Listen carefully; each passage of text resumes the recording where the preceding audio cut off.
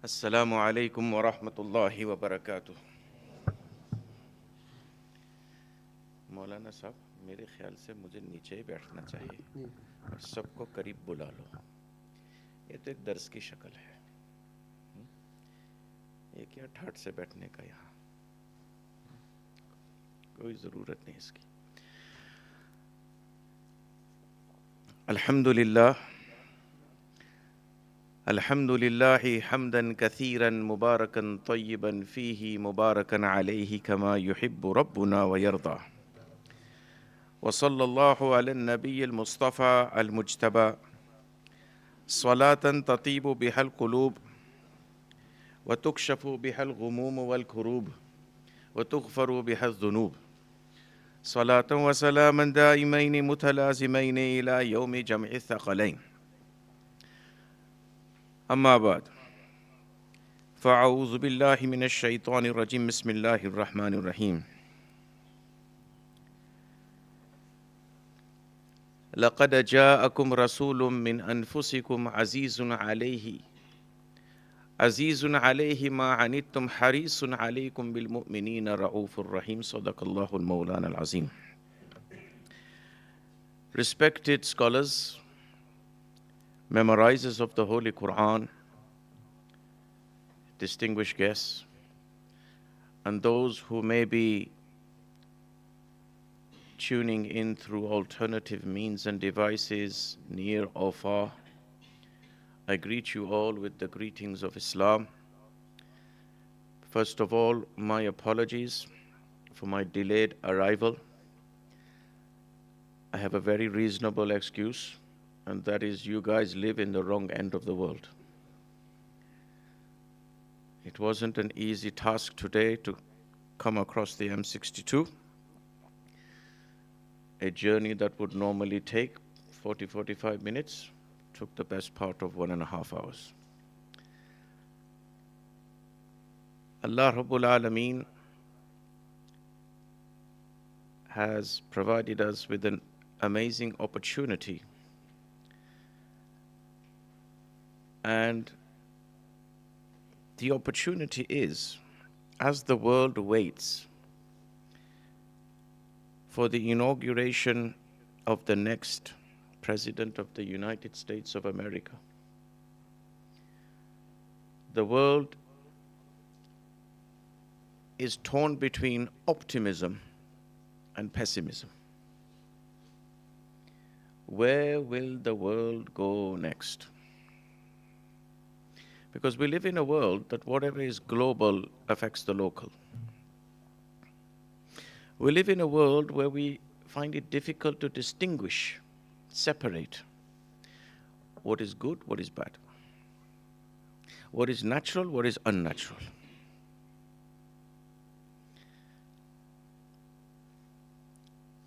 In such a scenario where we have lives lost and no blink of an eye, where people seek justice and fairness, yet there is no door to knock on, where the dignity of the human has been stripped,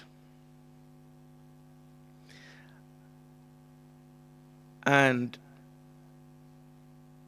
for some human beings, for others, have just simply become a commodity. And this scenario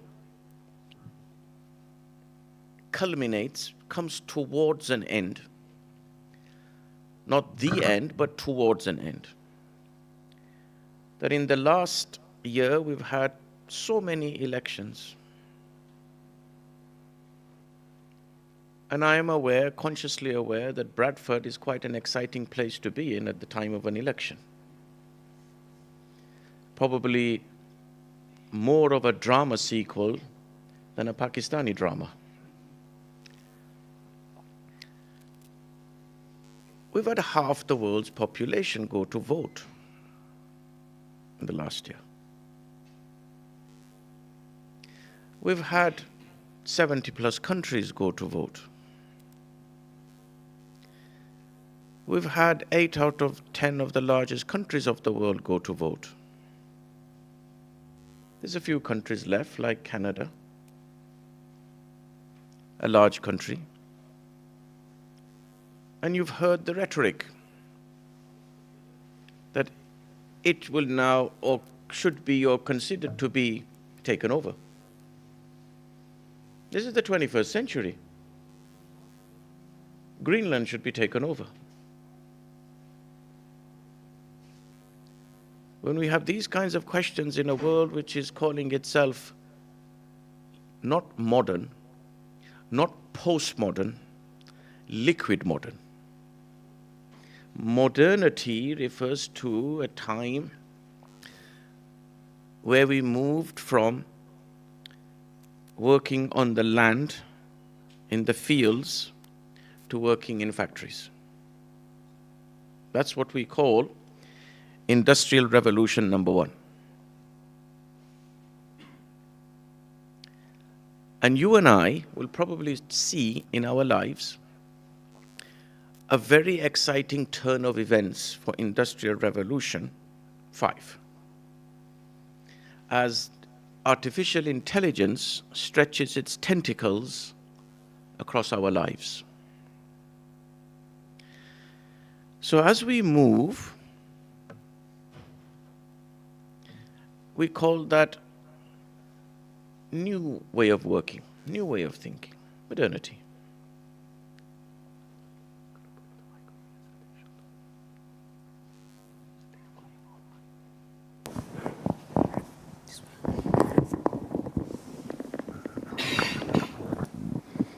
Wow. You've made me into an insurance policy seller. Maulana Sahib, come forward.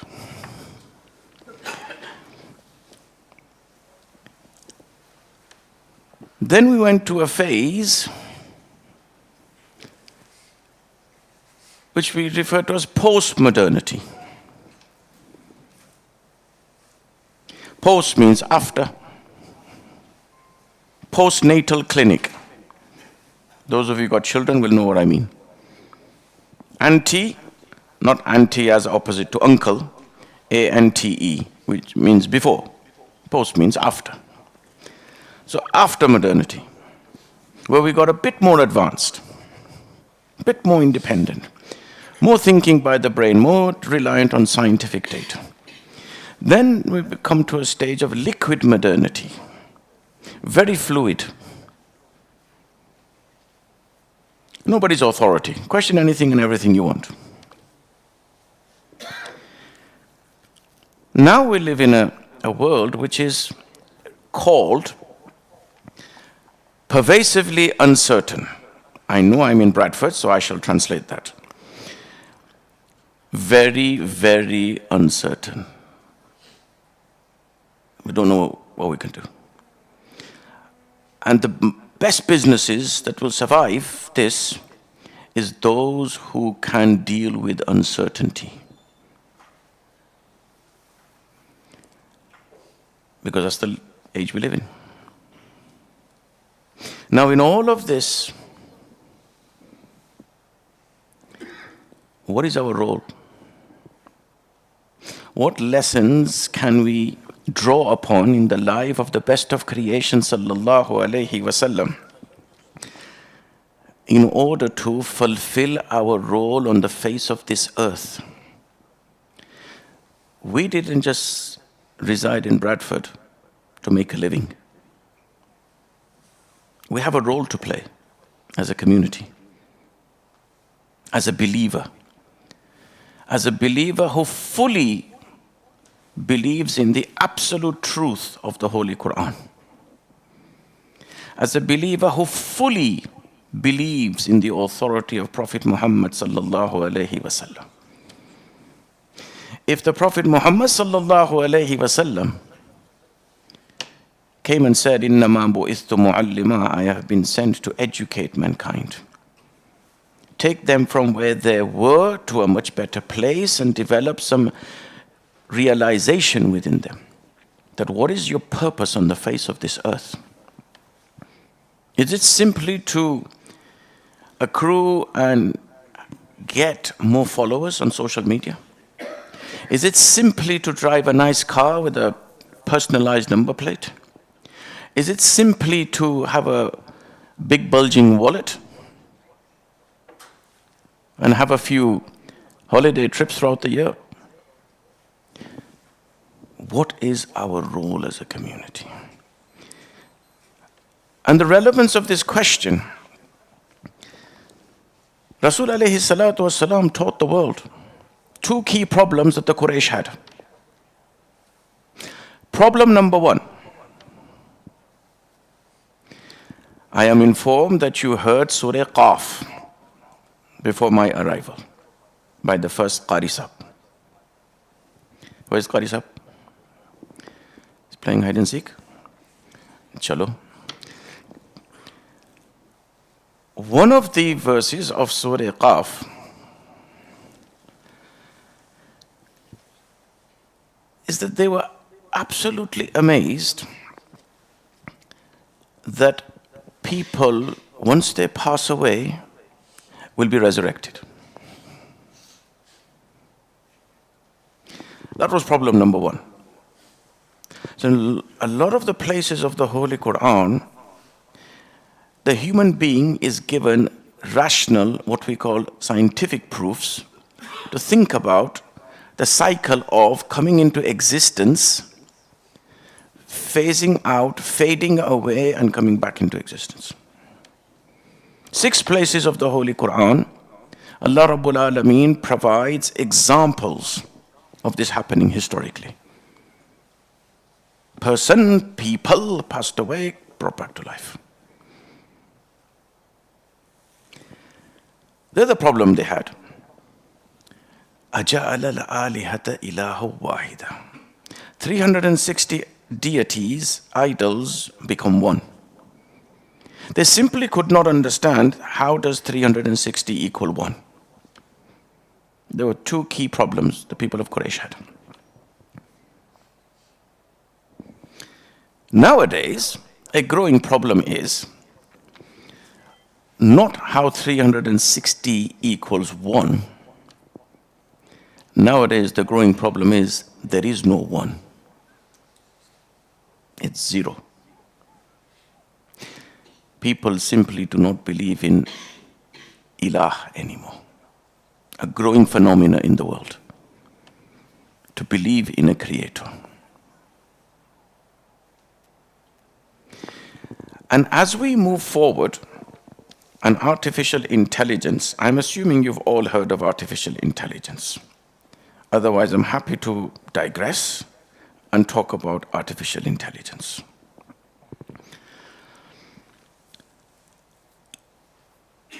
And as we move forward with artificial intelligence, you will see this phenomena increasing. What is our role? Are we going to be swept with the tide? Rasul alayhi salatu wasalam taught the Arabian Peninsula, you have a role to play. Your role is you have not been created. You and the jinn, forms of creation, have a purpose, and that is to express your servitude to your creator. And he showed them how to do this at different levels and different areas of life. And he struggled for that. He was so saddened and grieved if that mission wasn't accepted, that the Quran says, لَعَلَّكَ بَاخِعٌ. You know, you're going to kill yourself. You're going to lead yourself to your own destruction.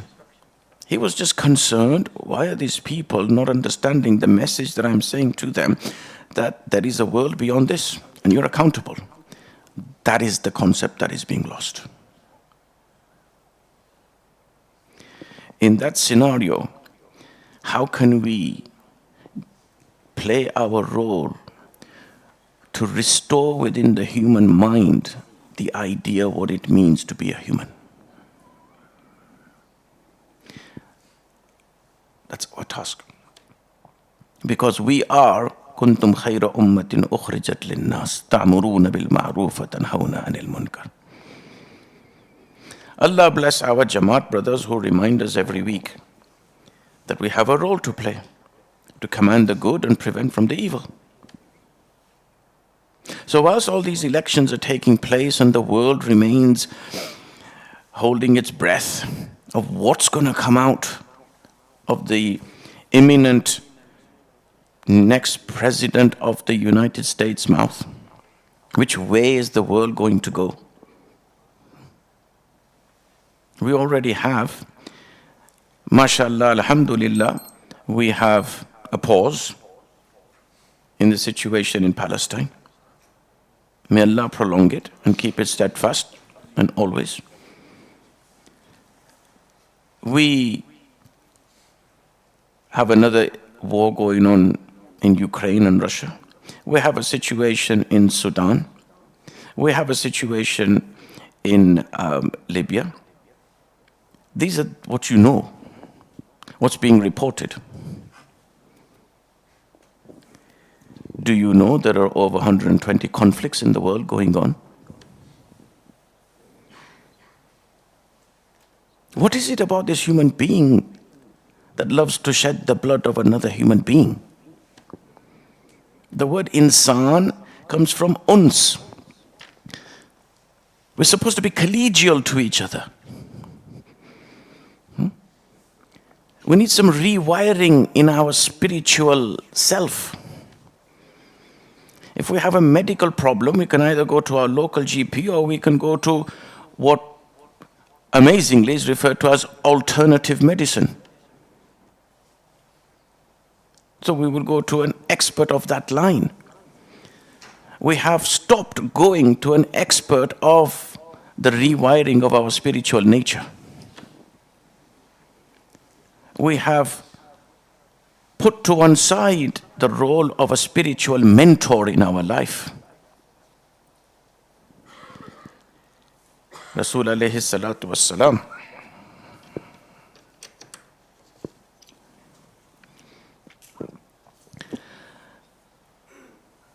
was the spiritual mentor for the companions. And when the mentee matured in his spiritual perfection, they were sent to the Yemen, they were sent to Egypt, they were sent to other places.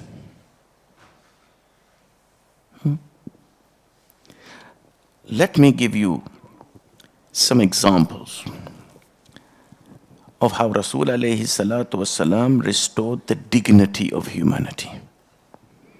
Simple things he did. Maulana Sahib, how much time do we have?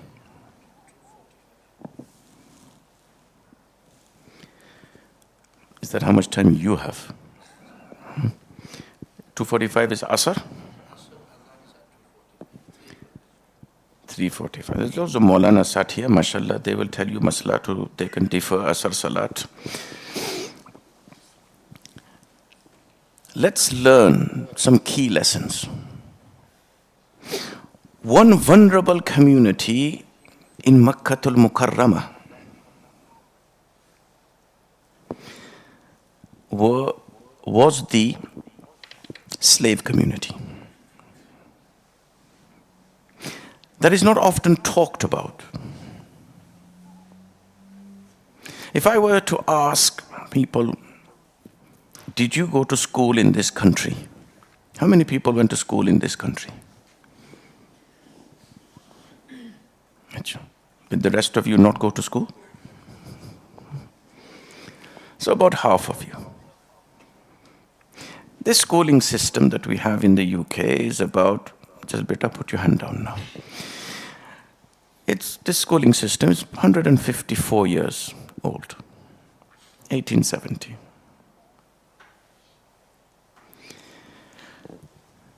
But in 154 odd years, everybody wants a British education.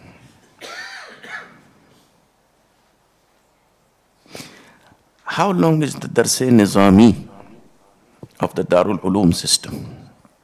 Does anybody know? 1870, I said, the British education system, when it was formalized. That's another topic that needs to be understood, which nobody talks about. And I don't fancy coming back for a 1.5 hour journey again.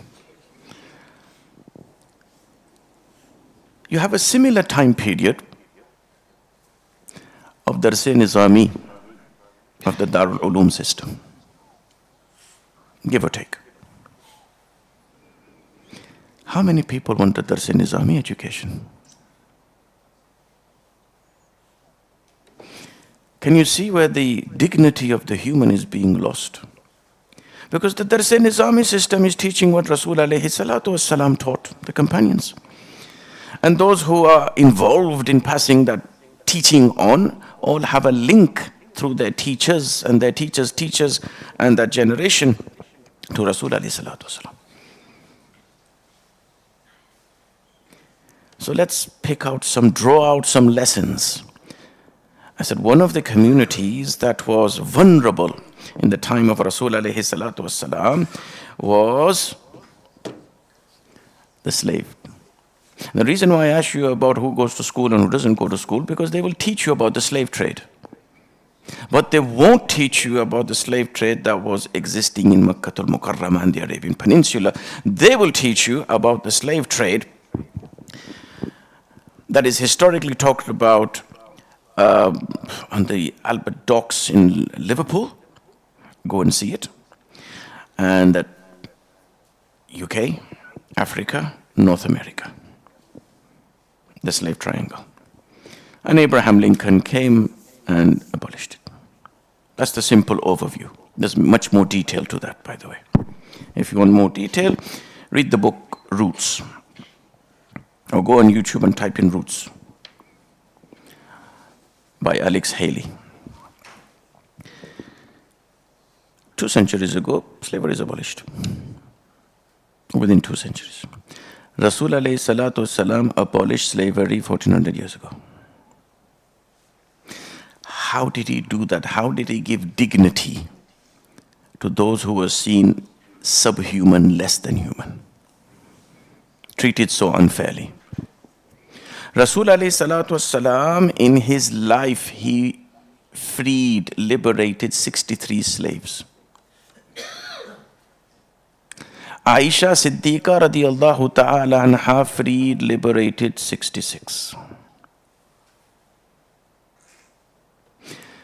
Abdul Rahman ibn Auf, very rich companion of Rasul alayhi salatu wasalam, freed 30,000.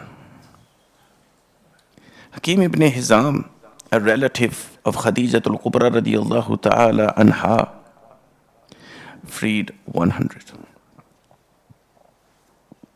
Ulama sat here, they will say, there's something happened, Rasul alayhi salatu wasalam said, free a slave.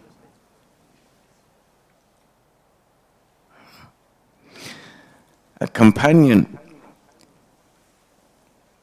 was complained about to Rasul alayhi salatu wasalam that, Ya Rasulullah, he was abusive towards me, and in his abusive language, he taunted me about my mother.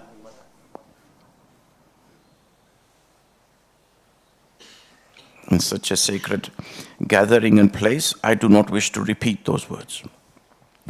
Rasul alayhi salatu wasalam said, do you have ignorance still within you? Go and free a slave.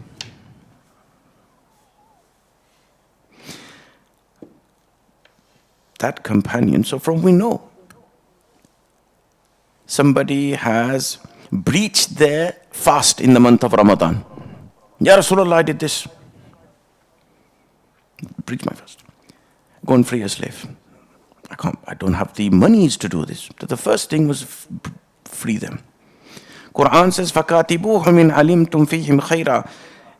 Agree to some kind of a legal contract so that they can buy themselves out. So slavery was there within Makkah al-Mukarramah.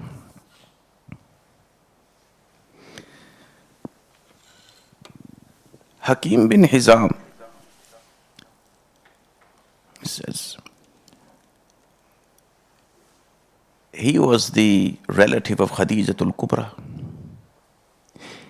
He gave Zayd bin Harisa as a gift to Khadija al-Kubra radiyallahu ta'ala anha.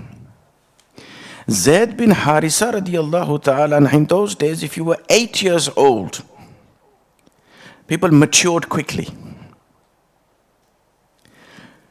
You were seen as somebody who could be sold in the marketplace into slavery.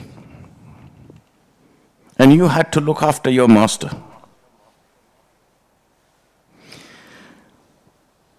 And what people would do, one clan tribe would fight with another clan. And when they raided, they took their mature children. Mature nowadays with those who reach the age of maturity or the age of puberty. But very young 8-year-old. Today this would be referred to as child abuse. Zayd bin Harisa was picked up from his clan by the raiding tribe and taken to Makkah al-Mukarramah. And sold into slavery, was bought by Hakim bin Hizam. So the mother and father have a missing child now. And his father's poetry, because in those days people expressed their emotion through poetry. His father's poetry is quite renowned in how he expresses his grief and sorrow for the separation from his child. But once you went into slavery, there was no text messaging or social media. Nobody knew what was happening. Years passed by. Hakim bin Hizam gave Zayd bin Harisa to Khadija al-Kubra radiyallahu ta'ala anha. And Khadija al-Kubra radiyallahu ta'ala anha, as you well know, married Muhammad Rasulullah sallallahu alayhi wa sallam. Zayd bin Harisa, because of the companionship with Rasul alayhi salatu wasalam and the close proximity, became popularly referred to as Muhammad, Zayd bin Muhammad.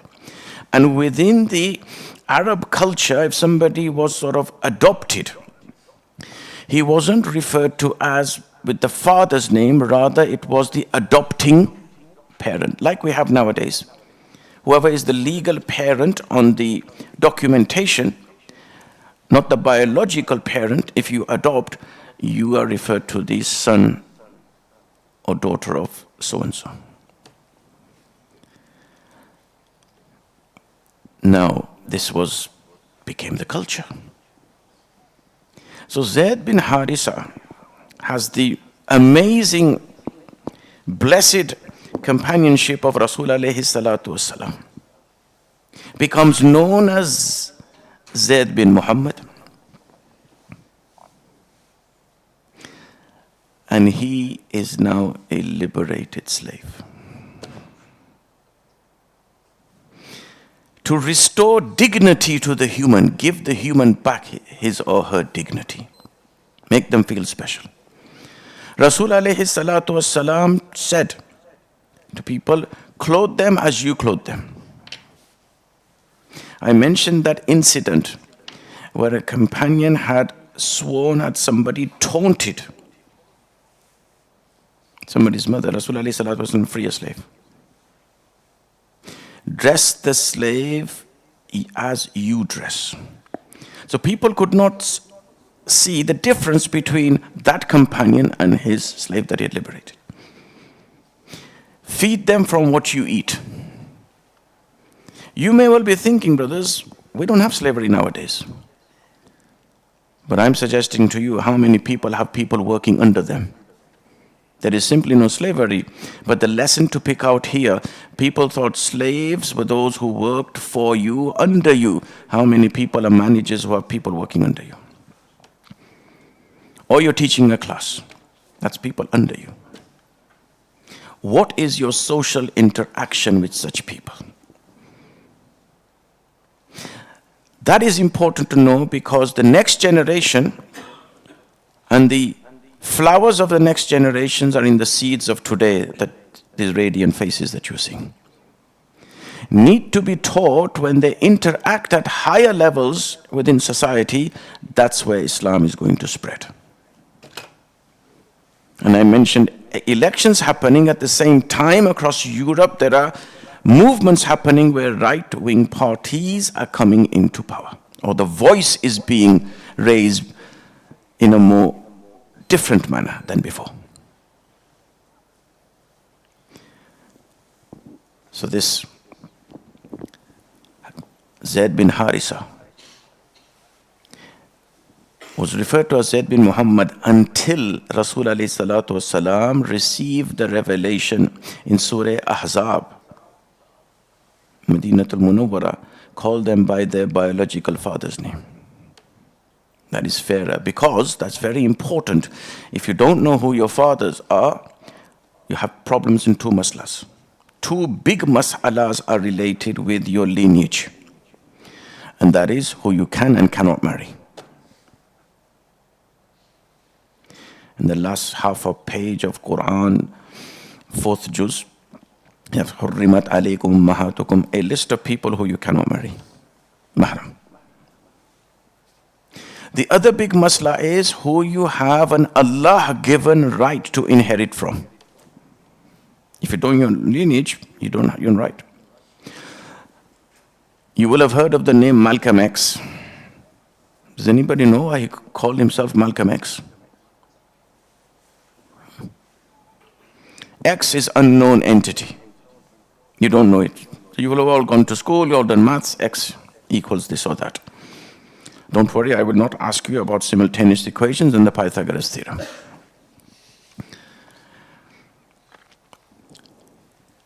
But he called himself Malcolm X because of the slave trade. That when the African tribes were taken to North America or England, brought to England, they were disconnected with their family names. So a lot of them just had one name. How many football players do you know who only have one name? We watch football. Please don't tell me you don't. We watch football, but we don't notice these things. Our children who are more into football, we're not picking up the clues here. That the beauty of Islam and how it restored humanity to the human and dignity for the human. So Zaid bin Harisa is now referred to him by his biological name because of these two masalas. And then chaos within the Meccan community. Oh, he's married. His own daughter-in-law, the wife of Zaid bin Harisa. Rasul alayhi salatu wasalam is given the answer to that in the 22nd juz. Ma kana Muhammadun aba ahadim min rijalikum. He is not the biological parent of any of you, because his male infant children passed away in infancy. Walakin Rasulullah. He is not your biological parent, but he is your spiritual parent. So Rasul alayhi salatu wasalam, one of the greatest forms of dignity given to the slave was that reference to the biological parent. Salman Farsi radiallahu ta'ala anhu was another slave. Salman Abdullah ibn Umar radiallahu ta'ala is another one. He freed and liberated 1,000 slaves. Salman Farsi radiallahu ta'ala anhu as a slave used to work for a person of Jewish heritage in Madinatul Munawwara. His task was to plant 1,000 date palm trees. Any gardeners here? Nobody's a gardener. Hazrat Rahmatullahi alayhi was a very keen gardener. Nahi, Dr. Sahib? Very keen gardener. Those who were in the 80s or 90s will know.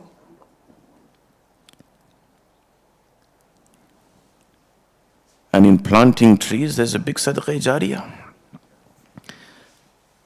Salman Farsi's task was to plant 200 date palms. And date palm trees, their trunk is quite thick. They have to be spaced out 20-40 feet. They grow tall, their roots stretch out far. So there has to be a distance. Next time you go to Makkatul Mukarrama or Madinatul Munawwara, go to an orchard.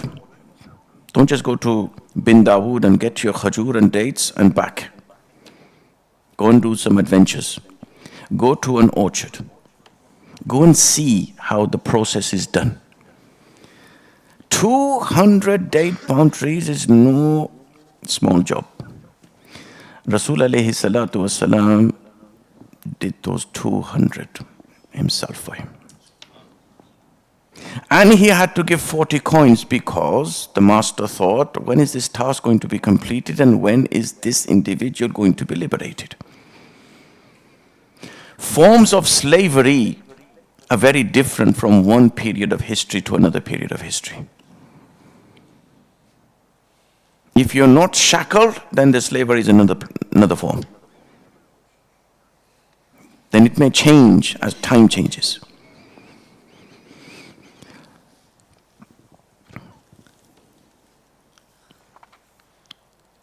So Rasul alayhi salatu wasalam helps.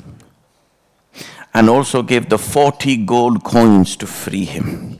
Salman Farsi radiallahu ta'ala is that individual who gave the suggestion to Rasul alayhi salatu wasalam of how to dig the trench, because the Arabs were not aware of that type of engineering as a defense mechanism in a war situation. This was the strategy of the Persian Empire, who were normally at loggerheads fighting with the Roman Empire. The Roman Empire in front of the Persian Empire was a baby empire. We're all taught in school Romans. And a lot of cultural aspects and thinking and legal thinking is from the Romans in British society. That's another topic. But Salman Farsi radiallahu ta'ala anhu is now gone from being a slave to be a companion of Rasul alayhi salatu wasalam. Radiallahu anhu, waradu anhu. He is giving suggestions to Rasul alayhi salatu wasalam, as a consequence of which you all know what happened in the Battle of the Trench. That engineering of that actual trench is now being studied by the Saudi government in partnership with the University of Exeter. How did they dig a trench that went over highlands, mountains, this, that, and the other? Because they sent what we call nowadays, what is that remote plane that they send, the small one? Drone, jazakumullah. Sent a drone. How did the companions do this? With the bare hands. And you and I don't travel from Bradford to London unless we have a bag full of samosas and pakoras with us.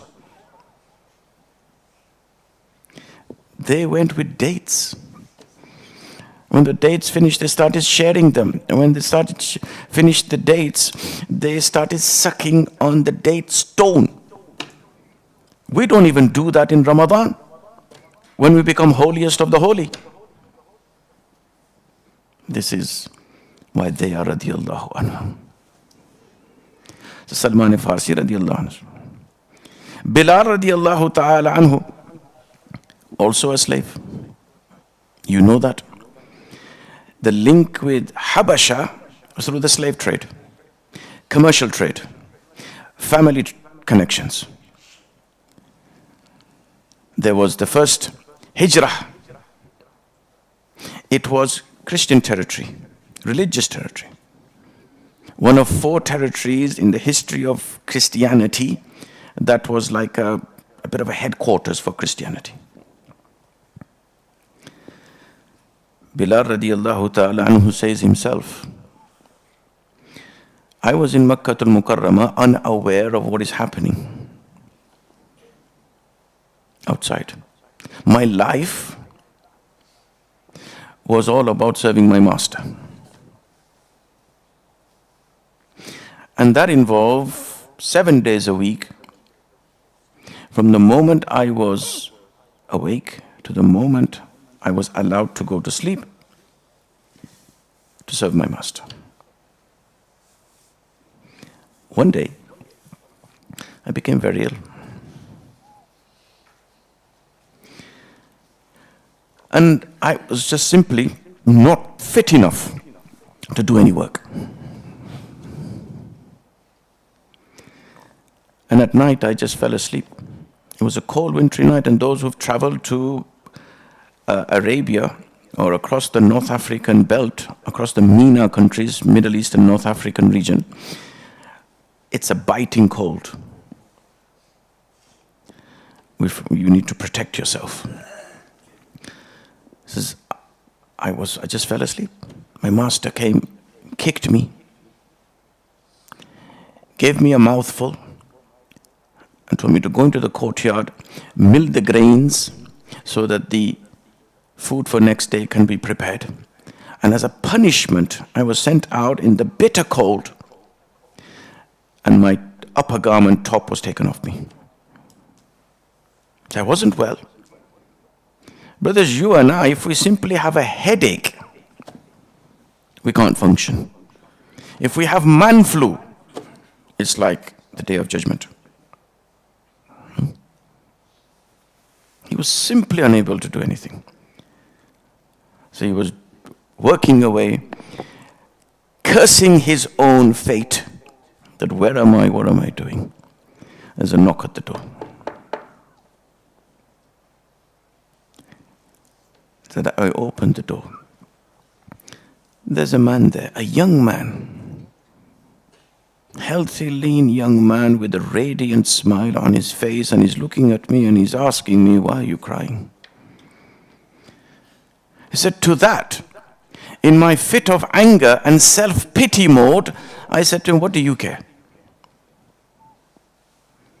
People pass by here all the time, come and inquire, and then there is Hazrat Mufti Sahib aage tashrif liya hai. People show their self-pity and move away. So what do you care? This young man also went away.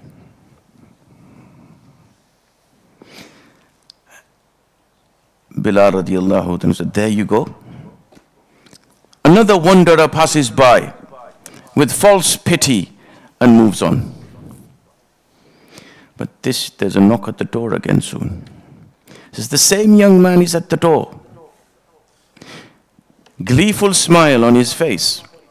In one hand there is a bowl of milk, and in the other hand there are fresh dates.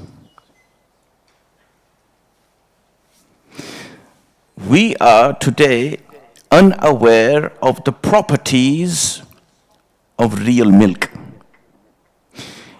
If you go to your Sainsbury's, Morrison's, the local stores here, next time you buy some milk, look at the ingredients. We just look for the white color. We look at the top. Is it semi-skimmed? Is it skimmed? What is healthy? What is not healthy? Look at the ingredients. I'm not saying to you, Maulana's Mufti Sahib has said here that milk is haram. Look how much water there is in there. If a child, Hazrat Mufti Sahib, ab bhi aage tashrif liya hai. Ye muftiyon ki jamaat aa gayi bhai. Aage aa jao. The properties that are within milk, Hazrat is sat here, Hazrat Dr. Sahib is sat here. If a child has milk, we read the dua, Allahumma barik lana fihi wazidna minhu for milk.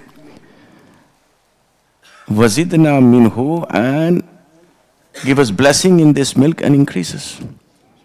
The protein that we have from milk, this increases. Muscular development. But we think it's a baby thing to do, to drink milk. Subhanallah. Milk. We even have forgotten the properties of dates. how it kickstarts the digestion system. How after a period of prolonged non-consummation of food or drink, it will help you now. The properties of dates will help you now in your food intake. Food and milk.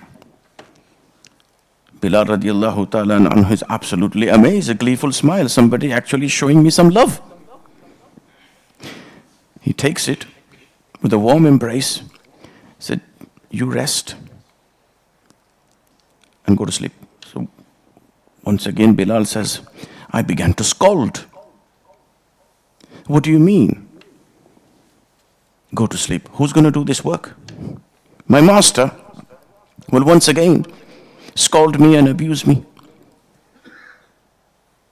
He says, you go to sleep, I will do your work. Now, if you're ill, brothers, and you got a few errands to do, and somebody says, I'll look after it, you go to sleep, that is music to the ears. As I said in English, I'm not telling you say listen to music. That's another topic. Bilal radiallahu ta'ala, I fell asleep. I woke up, the young man had gone, and the work was done. 3 continuous nights, this young man knocked on the door, and the same routine happened. He brought some milk, and he brought some dates. He told me to go to sleep, and I began to recover. My body just needed rest. And body, alhamdulillah, Allah has made our human machinery inside us an amazing machinery. And its ability to heal itself. Amazing. If we think we're Diego Maradona, and we're going to play football, and we're going to injure our leg, what does the doctor do? You go to hospital, it's going to wrap it up, give you some medication, and give you some walking sticks or something, until you just chill out for 6 weeks. Then you can be the world's best footballer again. But who inside the body makes it better? Where does the self-healing of the body come from? وَفِي أَنفُسِكُمْ أَفَلَا تُبْصِرُونَ. We forget the body. This ayah that Allah Rabbul Alameen has given us. Have you ever heard of anybody having an eye transplant? Dr. Sahib, ye ho sakta hai. You've heard of other organs that have transplants, a heart transplant. You've heard of kidney transplant. You've heard of liver transplant. You've heard of limb restoration. Have you ever heard of eye transplant? I said to you before, we're in a time of 21st century and the progress that's happening. And why is this? Because those pupils that you have fixated upon me for the last half an hour, Jazakallah for that, behind your pupil is a tube. And within that tube, which we call a vein, I won't go into the medical terminology, and inside that pipe-like thing are thousands of other veins that cannot be joined up by the human being. This is just pupil. So Bilal radiallahu ta'ala anhu says, for three days this happened. After the 3rd day, I was strong and fit and healthy again. And I said, as this young man was going, who are you? Ask yourself, brothers, has anybody ever asked you, who are you? Without you giving an introduction. Most people nowadays, when they meet somebody, I am Joe Bloggs and this is my card.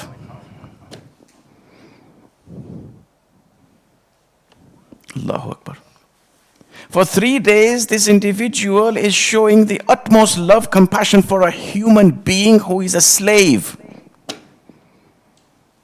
With no introduction, no nothing.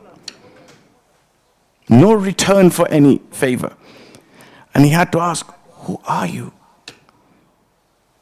Because Bilal radiallahu ta'ala, like other slaves, was unaware of what was happening in Makkah al-Mukarramah. Says, who am I? I am Muhammad bin Abdullah. Bilal radiallahu ta'ala said, this was my first introduction to Rasul alayhi salatu wasalam. I didn't know him as Rasul alayhi salatu wasalam. I didn't know what was happening outside. He is that individual who changed my life. This is why today when ulama speak, Bilal radiallahu ta'ala anhu is a Sahabi companion, afterwards Ashiq-e-Rasul first. He was just overwhelmed by this compassion and the human touch. That's why I said, what is our role now in the 21st century? Some people feel so degraded as a human being as though they don't feel human anymore. Treated like cattle. The Quran came, the explanation of Rasul alayhi salatu wasalam is there to how the human being's dignity was restored. So that this human being understands, consciously realizes the purpose of life. When I gave you the information earlier on and the statistics, how many people are just simply moving away from a world view where there is no creator. This is the time we're living in. As Hazrat Mufti Sahib, as the Imams who are sat here, the Maulana Sahibs, one of the gravest and most concerning issues of our time is people are questioning Allah. Not believing in a creator. And as I said to you earlier on, as artificial intelligence stretches its tentacles across our lives, and this is not something, oh, it may not happen, this, that, and the other, it's happening. I don't have the time, but it's happening. To explain further. And we will all, the IT trade, the computer science trade, 5-6 people of the world, the richest people of the world, they have a big influence on our lives. Microsoft, Amazon, Apple, Mr. Musk, and a few others. You all know these companies. You look at your own lives and the influence over your own lives. And if that's you as an adult, understand the influence over the child. Artificial intelligence now will be coming into classrooms.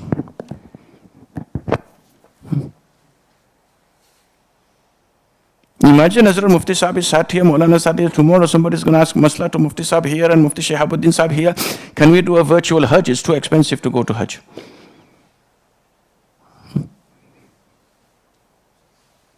Our ulama tell us, by supporting the people of Palestine, go there, visit Masjid Aqsa.